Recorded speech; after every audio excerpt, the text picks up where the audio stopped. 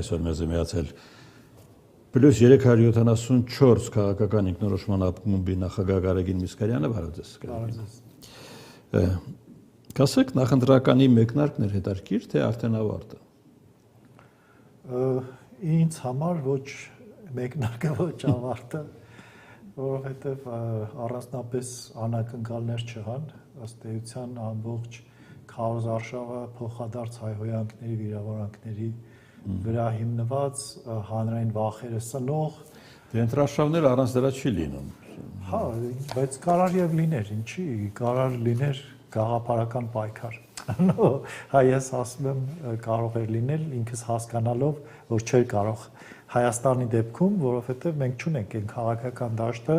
որտեղից կարելի է ակնկալել այդ գաղափարականությունը։ Բայց կա այնուամենայնիվ նորություն այս ընտրապարկայում, որ երբեք չի եղել նախորդներում։ Հա, Ռուսաստանը ակնհայտ ցույց է տալիս իր ցանկությունները, եթե նախորդներում ցույց չի տվել, չի եղել այդ։ Եղել է, բայց ցույց չի տվել, հիմա ցույց է տալիս, ես դա եի ասում։ Այսինքն, այլ բան չկա թաքցնելու Ռուսաստանի կողմից արվում է ամեն ինչ ակնհայտ, եւ մյուս կողմից արևմուտքի աջակցությունն էլ է ավելի բաց եւ ավելի ներառական այս դեպքում արդեն միայն դիտորդներով չի սահմանափակվում, նաեւ այն հետաքննությունները, որոնք բացահայտում են նույն Մոսկվայի հետքը հայկական ընտրությունների վրա ազդելու գործընթացներում արևմուտքի աջակցությամբ է արվում։ Արևմուտքի աջակցությամբ։ Կարծում եմ այո։ Լավ, Մոսկվայի հետաքրքրությունը այս ընտրությունների նկատմամբ, որովհետև ցանկալի մասնակիցներ է տեսնում այս ընտրություններին։ Արևմուտքը հանուն ինչի է դա։ Չէ, ես նկատի ունեի արևմուտքը աջակցում է բացահայտումներին, ոչ թե այսինքն իսկ ինչու է աջակցում այդ բացահայտումներին, որպեսզի հայ հասարակությունը տեսնի, թե որտեղ են թաքնված ականջները, այսպես ասած, այն վախերը, որ ծնվում է հատկապես ընդդիմադիր դաշտի կողմից 300,000 թուրք պաղեստինցի, չէ, կներեք, ադրբեջանցի 300,000 Ռուսաստանի հայ է գալու, 300,000 այլ մոլորակայիններ են գալու եւ այլն, դրանց հետքն է ցույց տալիս այդ բացահայտումը։ Հիմա ամբողջացնենք այդ հարցը, արտաքին հետաքրքրության առանցքը որն է այստեղ։ Արտաքին հետաքրքրության առանցքը Հայաստանի վրա ազդեցություն ունենալն է։ Ցավոք սրտի մենք ազդեցություն ունենալ Հայաստանի վրա ընտրությունների ելքի տեսքով։ Իհարկե, արևմուտքը Տրամպի հայտարարությունը, շնորհավորանքը, աջակցության մասին խոսքը, պայմանագիրը ընտրություններից առաջ, դա հստակ ազդակ էր հայ ընտրողին, որ Նիկոլ Փաշինյանը ունի արևմուտքի աջակցությունը։ Եվ Կրեմլի կողմից Վլադիմիր Վլադիմիրովիչի հայտարարությունը Նիկոլ Փաշինյանին առայն, որ իրենք այստեղ ունեն մարդիկ, որոնց ընտրապայքարին մասնակցելը ցանկալի է եւ պետք է չխոչընդոտվեն, դա էլ ակնհայտ բաց աջակցություն էր Կրեմլի կողմից ընդդիմադիր խոշոր ռեակցիաներին, եթե խոշոր ընդդիմադիրներին։ Հասկացանք, երկու գերտերություն շահագրգռված են հայկական ընտրություններում, ինչ որ շահեր հետապնդելով։ Մեր շահը որն է այստեղ։ Այդտեղ շատ բարդ է, որովհետև Հայաստանի հասարակությունը, հայ ժողովուրդը դեռևս չի կարողացել ձևավորել իր արժեքների եւ նպատակների շուրջ համախոհություն, այն սահմանադրությունը, որը մենք հռչակել ենք, շատ հեռու է մեր հասարակական մտքից, մեր քաղաքական մտքից եւ մենք դա որպես նպատակ չենք ընկալում առանձին վերցրած յուրաքանչյուրս եւ մեր համախումբը։ Հետևաբար ասել թե մեր շահը որն է, երբ դու չգիտես ով ես դու, բարդ է։ Հիմա մեր խնդիրն է գոնե հաջորդ ընտրությունների շեմին այդ հարցերի պատասխանները ձևակերպած, այսինքն այլ կերպ ասած մենք ինքնորոշված չենք եւ մենք խնդիր ունենք որպես ժողովուրդ ինքնորոշվելու։ Այդ ինքնորոշվելուց հետո շատ հեշտ կլինի սահմանել մեր նպատակը եւ մեր շահը։ Այս պահին Նիկոլ Փաշինյանը արևմտամետ է, որովհետեւ Կրեմլը իրեն որպես տեխնացու չի ընդունում, մերժել է հենց առաջի օրվանից, որովհետև դա Կրեմլի քաղաքական գծին դեմ է, չի կարող աշխատում էր այդ։ Հա, դե բա իհարկե պետք է աշխատի, ուրիշ ինչ անի, կամ պետք է վերացնի, կամ պետք է աշխատի։ Քանի որ վերացնելը մի քիչ խնդրահարույց է, այս պահին դեռ որ աշխատում են, բայց մենք տեսնում ենք, որ ես վստահ եմ, որ վերացնելու ուղղությամբ էլ աշխատանքներ արվում են, այս բացահայտումներ ա եղել ինչ որ նույնիսկ ԱՄՆ-ի նման խոշոր պետության ղեկավարի վրա արդեն 3-րդ թե 4-րդ մահափորձն ա եղել, հա, այսինքն այնպես չի, որ աշխարհաքաղաքական շահերի հետ կապված Նիկոլ Փաշինյանի անձը որպես խոչընդոտ դիտարկող որևէ պետություն փորձ չի անի իր ազդեցությունը պահելու համար վերացնել։ Մենք հոկտեմբերի 27 տեսած երկիր ենք։ Բայց ամբողջ խնդիրը նա է, որ դա ամենավերջին միջոց է, հա, դեռևս փորձում են դա անել այլ մեթոդներով։ Ամերիկայի Միացյալ Նահանգները իր ծառայություններն է առաջարկում, իսկ Ռուսաստանի Դաշնակցությունը իր սանկցիաներն է առաջարկում։ Եվ այդպես փորձում են սանկցիաները։ Դա է գործիքը Ռուսաստանի Հայաստանի վրա ազդելու։ Լոլիկը, վարունգը, կերասը, տնտեսական գործիքներն են, այդ գործիքները տարբեր են։ Օրինակ, մինչև հիմա քաղաքական գործիքները գործել են, հա, մենք տարբեր տեսակի երթեր, արշավներ, ակցիաներ, փողոց փակել եւ այլն տեսել ենք այս 8 տարվա ընթացքում։ Երկրորդ գործիքը դա պատերազմներ, երրորդ գործիքը դա մեդիա տիրույթում մեդիա տերորն է, այսպես ասած, չորրորդ գործիքը տնտեսական միջոցներն են, որը հիմա օգտագործվում է եւ մինչեւ ամսի 7-ը ես վստահ եմ, էլ ավելի կխստացվի, բայց այն հաշվարկով, որ հայ հասարակությունը վախ կունենա կորցնելու ռուսական շուկան եւ այլն եւ դրա բերումով ավելի քիչ մարդ կընտրի Նիկոլ Փաշինյանին, քան կարող էր ընտրել եւ ավելի շատ մարդ կընտրի պրոռուսական ուժերին, վախենալով, որ կարող է հետո ավելի վատ լինել, եթե Նիկոլ Փաշինյանը շարունակի իշխանավարել Հայաստանի Հանրապետությունում։ Բայց ես կարծում եմ այդ հաշվարկը այդքան էլ լավ որովհետեւ նախ միամիտը չի հայընտրողը։ Չէ, ոչ միայն այդքան միամիտը չի, այլ վախերից արդեն մենք այնքան շատ ենք վախեցել, որ վախերի նկատմամբ բթացել ենք եւ այն հաշվարկը կամ այն սպասելիքները։ Հա, այլ, այսինքն մենք էլ չենք վախենում, որովհետեւ մենք ինչքան կարող ենք վախենալ, վախեցած ենք։ Նայեք, կա ավելի սարսափելի վախ, որը Նիկոլ Փաշինյանն է օգտագործում, հնարավոր պատերազմի վախը։ Այսինքն հնարավոր պատերազմը ընդդեմ տնտեսական դժվարությունների, այս երկու վախը, ես կարծում եմ պատերազմի վախը ավելի ուժեղ վախ է, քան այդ տնտեսական հնարավոր զսպումները։ Այսինքն Եվրամիություն թե Եվրասիական տնտեսական միություն օրակարգը կեղծ է։ Կեղծ է ինչ առումով։ Ես կուզեի, որ մենք ոչ թե մեր աշխարհաքաղաքական հայացքները միայն տնտեսական շահով պայմանավորեինք կամ լինեին պայմանավորված, այլ այն պետության տեսլականով, որ մենք ուզում ենք կառուցել։ Ես օրինակ ուզում եմ, որ մենք ժողովրդավարական պետություն, իրավական պետություն կառուցենք, արդար միջավայր ստեղծենք, արժանապատիվ կյանքով։ Սրանք վերամբարձ խոսքեր չեն։ Սրանք իրական գնահատականներ են այն համակարգին, որ պետքա կառուցել։ Հիմա մարդիկ կասեն, օ դե ռեալ պոլիտիկում այդպիսի բան չկա, արդարություն չկա, ազատություն չկա, մեր հասարակությանը երկար տարիներ սնել են այդ մտքով, այսինքն որ աշխարհում արդարություն ու ազատություն չկա եւ դրան պետք չի փնտրել, միայն կա փող եւ տնտեսական շահ ու մենք դրանով 30 տարի ապրել ենք,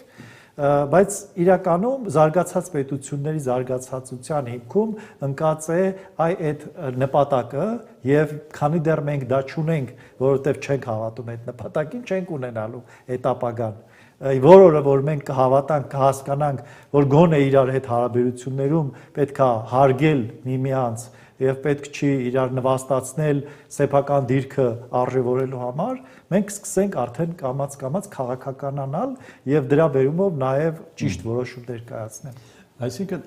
եթե ռուսական շանտաժը, տնտեսական շանտաժը Հայաստանը կարողանա չզոկացնել, հետո պետք է Ռուսաստանը փնտրի մեզ։ Նայեք, Ռուսաստանը չզոկացնել նշանակում է մենք գտնենք այն շուկան, որին արժանի ենք այսօր։ Ռուսաստանը շատ կուզենար, որպեսզի Հայաստանը շուտ իրականացնի ռեֆերենդում հանրաքվե Եվրոպայի եւ Ռուսաստանի միջեւ, որովհետեւ թվականին ինչի չէին նույնը ասում։ Որտեղ այն ժամանակ ունեին լծակ Սերժ Սարգսյանի վրա եւ կարող էին մի գիշերվա մեջ ստորագրել տալ։ Հիմա, քանի որ չկարողացան նույնիսկ պատերազմի միջոցով հայ ժողովրդին պարտադրել ընտրել վատի եւ վատագույնի մեջ վատագույնին եւ հայ ժողովուրդը ընտրեց վատին, այսինքն Նիկոլ Փաշինյանը շարունակեց իշխանավարել, կառավարել Հայաստանը, այլ ոչ թե Կրեմլի ցանկալի անձինք, իսկ Կրեմլի համար Նիկոլ Փաշինյանը ընդունելի չի, որովհետև ժողովրդի կողմից իշխանության եկած թեկնածու է միայն այդ պատճառով։ Կրեմլը չի կարող հանդուրժել, որպեսզի լեգիտիմությունը իր վասալական, գավառական պետություն, իր գավառներում, այսպես ասած, ինչպես իրենք են ընդունում, որպեսզի լեգիտիմությունը լինի ժողովրդից։ Լեգիտիմություն հաղորդողը իշխանությանը պետք է լինեն իրենք։ Բելարուսի պես։ Այո, եւ ոչ միայն Բելարուսի, հետ սովետական պետություններում մինչև 18 թիվը մենք էլ էինք, մարդիկ գնում էին Մոսկվա, իրենց լեզվով ասած դաբրո ստանալու, որպեսզի գան այստեղ իշխեն։ Իհարկե Մոսկվան մի կենտրոն չէր, մի քանի կենտրոններ էր, թվում նաեւ Վլադիմիր Վլադիմիրովիչի օրոք, չնայած կարող է թվա թե այդքան էլ այդպես չի, բայց այնուամենայնիվ ինչ որ մի մակարդակից վերև մի կենտրոնն է, բայց դրանից ներքև կենտրոնները բազմատարբեր են, բազմազան են։ Եվ մենք շարունակում ենք մնալ այդ վասալական պետությունը, որը դե յուրե ինքնիշխան էր, դե ֆակտո ոչ։ Հիմա իրանց,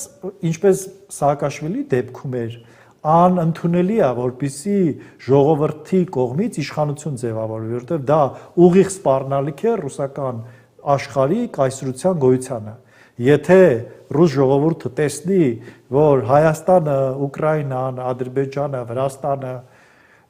լինելով պակաս ռեսուրսներով երկիր, ազատվել են ռուսական լծից եւ կարողացել են ավելի արժանավայել, միջավայր ստեղծել, ավելի արժանապատիվ կյանքով ապրել, քան Ռուսաստանում, որտեղ գազ եւ նավթ ունեցող երկիրը աղքատության ու անտերության է մատնված, բնականաբար ներսում հարցեր կառաջանան սեփական իշխանություններին եւ այդ մարդիկ սկսեն ինքնուրույն ընտրել իրենց իշխանություն կամ կձգտեն դրան։ Եթե գազի գործիքը կիրառվի Հայաստանի դեմ, ցնցումներ կառաջանան։ Ինձ շատ հետաքրքիր է այդ գազի մանիպուլյացիան, որովհետեւ ես որպես սպառող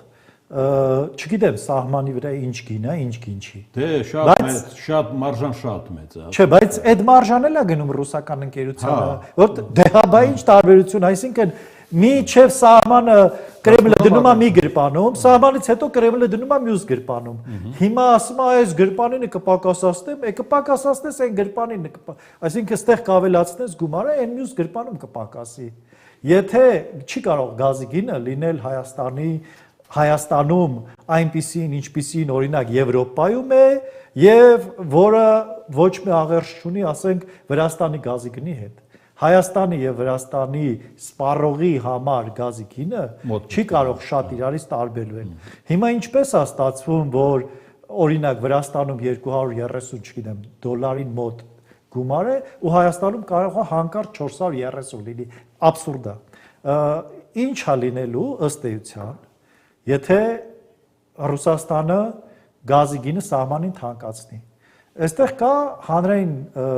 ծառայությունները վերահսկող հանձնաժողով, որը այդ մոնոպոլ դիրք զբաղեցնող ընկերությունների գնագոյացման հետ կապված եզրակացություն է տալիս։ Հիմա մինչև այդ հանձնաժողովը չտա այդ եզրակացությունը եւ չասի, որ այո, հիմնավորված է այս ընկերության կողմից գազի գնի բարձրացումը կրկնակի, չի կարող այդ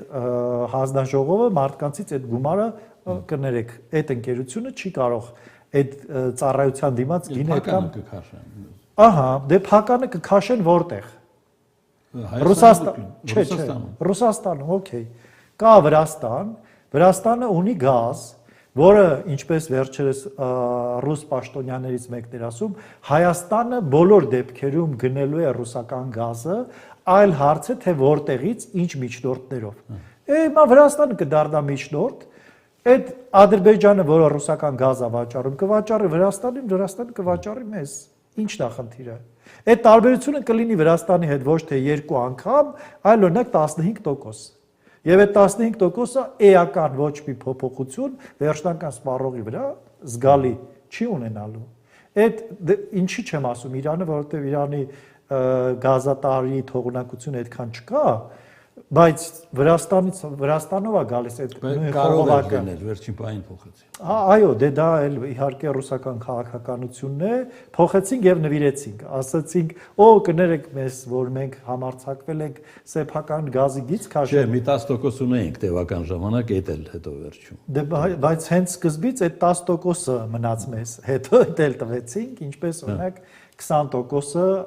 Հայրուս գազարտի Սերժ Սարգսյանի օրոք։ Ամեն դեպքում էական չի, հիմա մենք ունենք, չունենք։ Երբ որ այդ ընկերությունը ուզենա գազի գինը $400 դարձնի եւ հանրային ծառայություններ կարգավորող հանձնաժողովը թույլ չտա, որ գինը այդքան բարձրացնի, երկու հնարավոր սցենար կա։ Մի դեպքում այդ կազմակերպությունը ստիպված է լինելու իր ծախսերը կրճատել ոնց ուզում անի եւ մեզ վաճառել այդ գազը ոչ այդքան թանկ, ինչքան Վրաստանի սպառողի համարը, կամ ինքը պետք է հրաժարվի այս բիզնեսից, թողի դուրս գա, ոնց որ հեծն է պետականացվել, նույն ձևով դա պետականացվի եւ այդ կազմակերպությունը արդեն Վրաստանից առնի կամ նույնիսկ Ադրբեջանից կարող առնի գազը էժան եւ վաճառի։ Հիմա այստեղ կասեն, որ դե տեսեք Ադրբեջանը կդառնան մենք կախված Ադրբեջանից, այդպիսի նարատիվներ են տարածում պրոռուսական ուժերը, դա ժամանակավոր բնույթ է կրելու հարգելի քաղաքացիներ, մինչև Իրանի հետ գազատարի հարցը լուծվի, երկրորդ գիծը քաշվի եւ արդեն դիվերսիֆիկացվի այդ գազամուղը։ Մի հարց այսօրակարգից դուրս եմ ուզում կարճ խոսենք։ Արթուր Օսիպյանի խնդիրը նախընտրական աժոտաժի պատճառով առաջացավ։ Այսինքն դե Հայաստանում տեղի ունեցող հանրային բոլոր իրադարձությունները քչից շատից հնչեղություն ունեցող։ Ինչն է այստեղ օբյեկտիվ, ինչ է օբյեկտիվ են, որ Արթուր Օսիպյանը չի հանդիսանում Արցախի կլանային համակարգի ներկայացուցիչ, ինքը դա վստահ եք ասում, ինչ որ գիտեք։ Հա, ու գիտեմ, Արթուր Օսիպյանը իմ ընկերն է։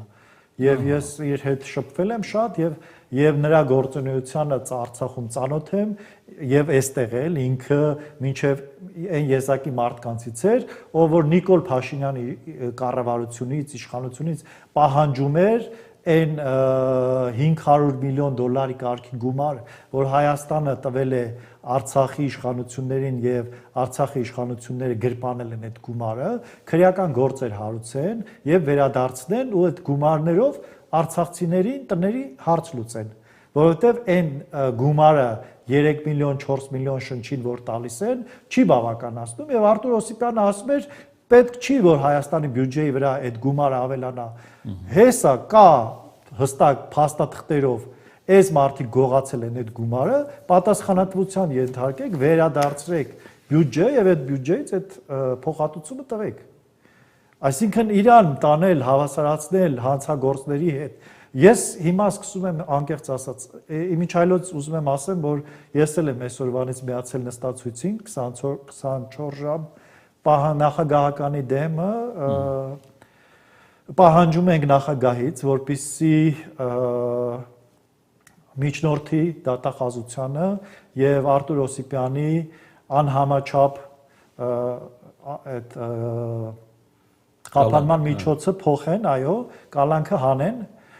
մինչև կլուծեն այդ հարցը։ Ես կարծում եմ, դե մարդը հացադուլ է անում, որովհետև այլ կերպ իր իրավունքները պաշտպանելու հնարավորություն չունի։ Ձերբակալել են հարց տալու համար, տարել են եւ գործ են կարել վրեն անհիմն։ Ուրիշ դրվագ չկա այս։ Ոչ մի դրվագ չկա։ Կա 2-3 Facebook-յան գրառում, որտեղ ասում է ես այնպես կհարթուկեմ ողնաշարը կջարդվի, մոտավորապես բառացի չեմ հիշում։ Սպառնացել է։ Բայց դա ինքը ըստ քննիչների սպառնացել է, բայց հասկանում ենք, որ դա եղել է այդ հանդիպումից առաջ եւ եթե ինքը այդ դա որպես սպառնալիք է հնչում տեղում